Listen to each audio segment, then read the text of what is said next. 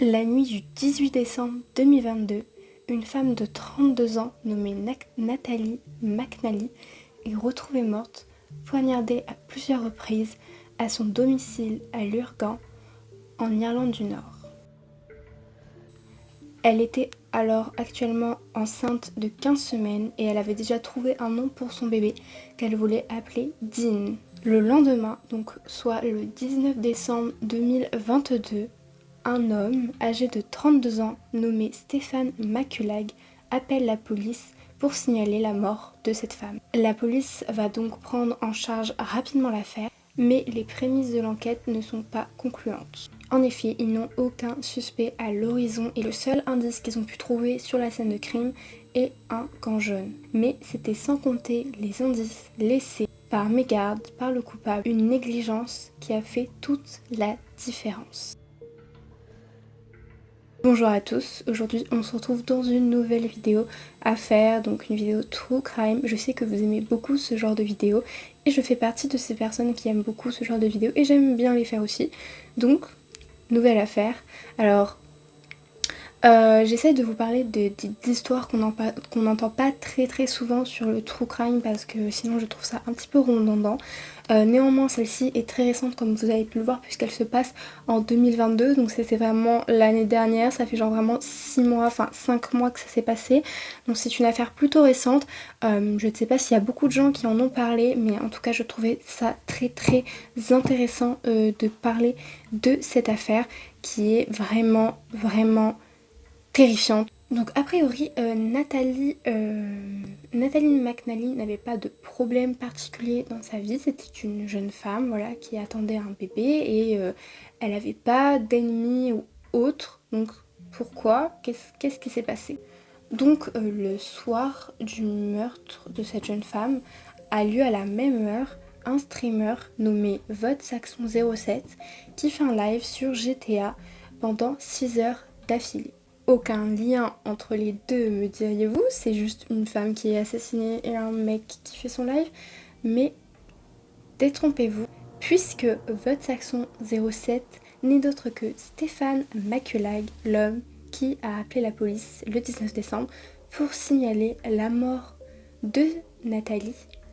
Et en plus, il est son petit copain depuis le mois d'août et sûrement donc le père de l'enfant. Il a donc un alibi pour le soir du meurtre, puisque vous savez généralement les premiers suspects peuvent être les gens les plus proches de la victime, et étant donné que c'était son petit copain et que c'est lui qui a retrouvé le corps, forcément les policiers l'ont un peu soupçonné. Mais je vous le rappelle, il était en live à l'heure du meurtre pendant 6 heures. Il avait d'ailleurs prévenu Nathalie pour lui dire qu'il était en live, commençait son live à 18 h et Nathalie, elle, était chez ses parents en train de regarder un match de foot et elle est donc rentrée chez elle à 19 h. En fait, on soupçonne un peu Stephen McCullag parce que on peut voir que sur la scène du crime, il n'y a pas eu d'effraction. C'est pas quelqu'un qui est rentré en effraction chez Nathalie, donc c'est forcément quelqu'un qu'elle connaissait et qu'elle a laissé rentrer chez elle parce qu'elle connaissait cette personne. Suite à l'annonce du meurtre de Nathalie McNally, et ben tout le monde a fait beaucoup d'hommages vraiment parce que c'était une histoire très touchante. Donc sa famille, ses frères, ses parents, ouais, il y a eu beaucoup de marches, beaucoup d'hommages et Stéphane s'est rendu à tous ces hommages là. Donc pour l'anniversaire de Stéphane, il a décidé de faire une cagnotte en ligne pour les femmes qui perdent leur enfant. On se met un peu à fouiller dans le passé de ce Stephen McCullag et on retrouve quelque chose qui est assez bizarre. En effet, on a pu trouver qu'en 2019, il a été accusé de violence pour avoir frappé son ex-copine au visage. Le dernier, il s'est défendu en avouant qu'il avait retrouvé des choses qui ne lui avaient pas plu dans le téléphone de son ex-copine. Est-ce que c'est une excuse pour frapper quelqu'un? Je ne pense pas. Donc du coup, on va trouver d'autres éléments un petit peu bizarres. Déjà, le nom de son live. Ça s'appelle The Violent Night Christmas, ce qui veut dire la nuit violente de Noël. Bon, coïncidence, sûrement. Sachant que c'est joué à GTA, il me semble que GTA, je m'y connais pas, mais je crois que c'est un jeu assez violent, donc bon, Voilà. Un élément un petit peu étrange qui va mettre un petit peu la puce à l'oreille des policiers. En fait, dans son live, Stéphane annonce que il pourra pas lire le chat en direct parce qu'il est sur un PC soi-disant un petit peu de merde et du coup voilà, il pourra pas voir les chats qui sont envoyés. Donc du coup il dit oui, je pourrais utiliser mon téléphone, mais sauf qu'il peut pas utiliser son téléphone puisque apparemment il est en pleine détox TikTok. Il essaye d'éviter d'aller trop sur son téléphone pour ne pas scroller sur TikTok et y perdre du temps. Donc il préfère non plus ne pas utiliser son téléphone. Et donc il dit aux téléspectateurs de parler entre eux dans le chat. Et puis lui, il va juste faire son live pendant 6 heures d'affilée. Ça déjà c'est un petit peu étrange. Le policier décide de fouiller son téléphone et son ordinateur et découvre que ce live a été préenregistré de 4-5 jours avant la fameuse nuit de la mort de Nathalie. Et du coup, ils vont l'interroger. Et Stéphane va dire que oui, il avait bien préenregistré ce live pour les fois où il n'est pas dans la capacité de faire un live en direct. Ça lui arrive souvent de préenregistrer. Donc en fait, la nuit du meurtre, en fait, il avait beaucoup trop bu et il s'était endormi, il était totalement bourré. Il était donc en incapacité de faire le live qu'il avait prévu. Il a donc décidé de mettre son live préenregistré. Donc le fait qu'il ait bu et qu'il se soit endormi, les policiers, c'est un alibi qu'ils ne peuvent donc pas vérifier. Mais les policiers ne vont pas s'arrêter là parce qu'ils sentent quand même que ce gars est pas trop... On peut pas trop lui faire confiance.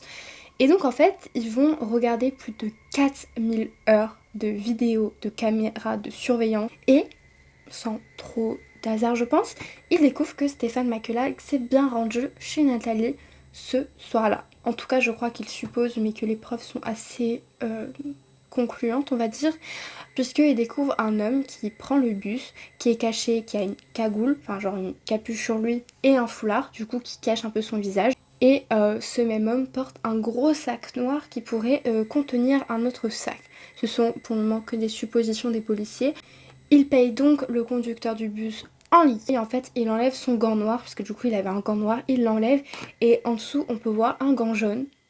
Donc, je vous le rappelle, un gant jaune qui a été retrouvé sur le lieu du crime chez Nathalie. Et puis donc on peut voir qu'en bus il s'est rendu à l'Urgane, donc là où loge Nathalie. Et donc du coup les policiers, on soutient que vraiment la carrure de l'homme qui du coup se rend chez Nathalie correspond à la carrure de Stéphane Maquelade. À 21h, il y avait des voisins qui ont entendu une femme crier, donc sûrement Nathalie. Et ensuite, ce même homme est sorti de chez Nathalie avec des nouveaux vêtements, donc pas les mêmes vêtements, un nouveau sac, etc. à 21h31. Donc déjà, tout ça était prémédité, le fait qu'il change de vêtements, qu'il y a un autre sac. Il aurait marché jusqu'à Carnegie Street à l'Urgane. Et de là, il serait monté dans un taxi qui l'aurait déposé pas loin de chez lui. Ensuite, on a donc interrogé le chauffeur de taxi et le chauffeur de bus et ils reconnaissent très bien que c'est Stéphane Maquelade. Mais la défense dira que vu qu'il y avait déjà sa tête dans tous les journaux, ça pouvait être une excuse en quelque sorte. Stéphane Maquelade, il habitait à Lisburn, donc voilà, le taxi l'a emmené jusque là. Donc une fois que le taxi a déposé sûrement l'homme, donc Stéphane Maquelade, à son domicile, lui il y allait prendre les affaires qu'il y avait et il les a jetées derrière une haie. Et donc à 23h16, on peut voir que le téléphone de Stéphane Maquelade a été réactivé. Celui-ci était éteint depuis 17h57.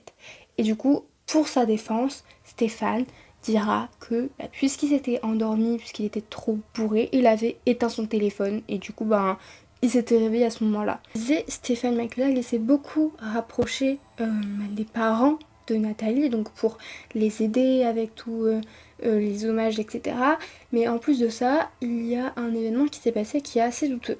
En fait, Stéphane Maquelade aurait oublié son téléphone chez les parents de Nathalie.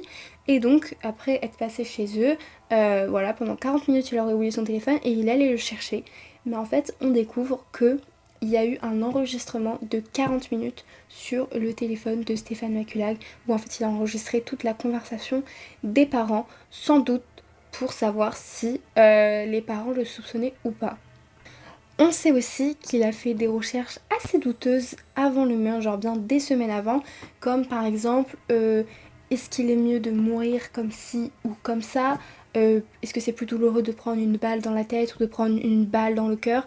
Ce genre de recherche. Stéphane Maculag, il est donc arrêté plusieurs fois je crois, puis après il est sous liberté conditionnelle, sauf que du coup avec tout ce qu'il a fait, enfin tout ce qu'il redit, sa liberté conditionnelle elle tombe un petit peu à l'eau, et donc là actuellement il aurait été renvoyé en prison pendant 4 semaines, donc jusqu'au 19 mai.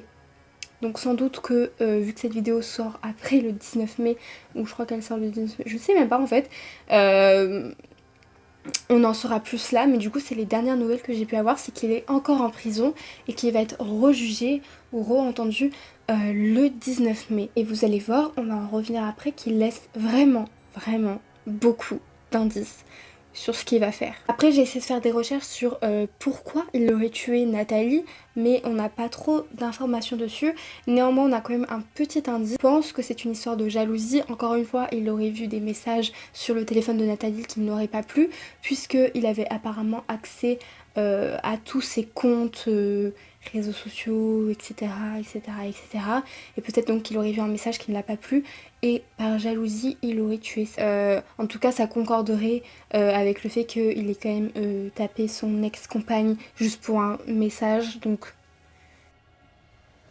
maintenant je vais vous passer quelques extraits qui sont un peu qui montrent que Stéphane Maculag savait très bien ce qu'il allait faire. Si vous voulez voir le live en entier, je vous le mets en description, et il est en anglais, mais vous pouvez voir les commentaires qui sont vraiment terrifiants. D'ailleurs les gens qui ont dû assister à ce live, qui devaient profondément aimer Stéphane, doivent se sentir très mal d'avoir aimé quelqu'un qui est capable de faire des choses comme ça, même si encore une fois rien n'est encore tout décidé, mais je pense qu'avec les indices qu'on a, ça va être difficile de trouver un autre meurtrier que cet homme.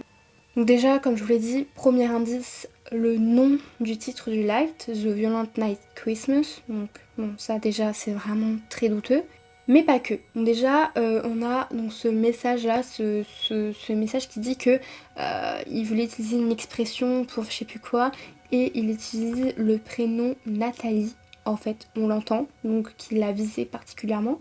That's what would happen in the real world. Abso-fucking-notly. Abso-fucking-notly.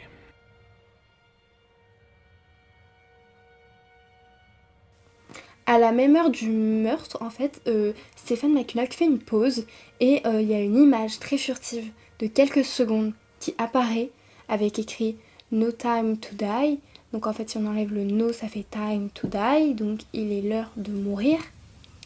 Et bizarrement, c'était pile à l'heure où il aurait sûrement tué Nathalie, puisqu'elle a été tuée du coup entre 21h et 21h30, puisque 21h36 c'est l'heure à laquelle il est sorti de chez elle. Donc sûrement pile au moment où il l'a tuée, cette image passe et lui dit oh non mais c'était un bug, etc. etc.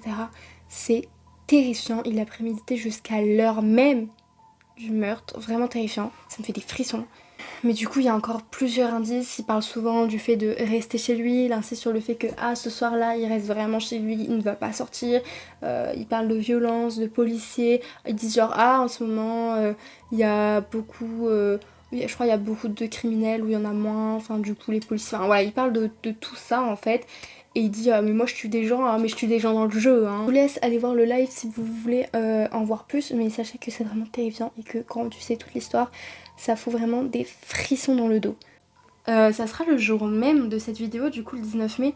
Donc si vous voulez aller voir sur internet si on a des nouvelles, ou sinon je les mettrai en description ou en commentaire si j'arrive à trouver des nouvelles ce jour-là sur le jugement de Stéphane, ou le 20 mai, etc. Puisque je pense qu'on aura les informations un petit peu dans le week-end.